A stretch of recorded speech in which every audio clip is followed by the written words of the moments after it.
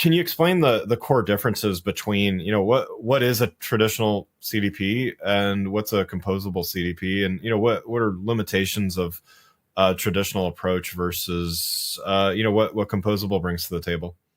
Absolutely. So a traditional CDP is something where consumption and data lives inside of the SaaS tool itself. So probably around 7 to 10 years ago, the beginnings of what was a customer data platform started to come up. I think I was at Oracle at the time. Their first tool called Unity was one of the first to the market. You had other tools out there like Treasure Data, Action IQ, and Parity, who were just starting to build SaaS platforms that were going to allow marketers to ingest different streams of data and create what some people call the golden record or the customer 360.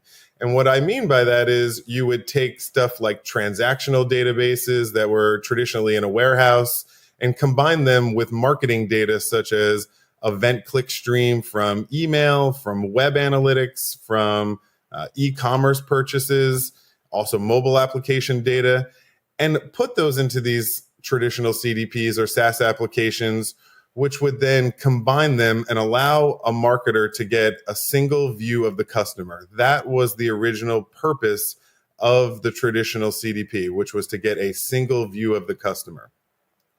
Transition to around 5 years into that growth period for CDPs, for customer data platforms.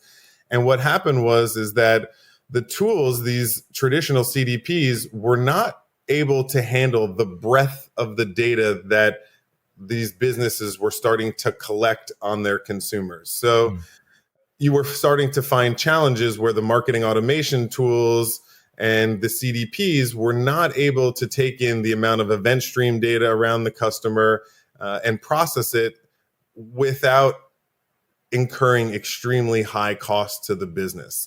And so this is where the composable architecture started to come in, where you would look at your data warehouse, whether in my case, I work alongside Snowflake, but we have partnerships with AWS Redshift, with Google BigQuery, and you're able to now start taking that data, the data that I described around the customer 360, and bringing that into the warehouse. And there are no limitations in the data warehouse to how much you can bring in.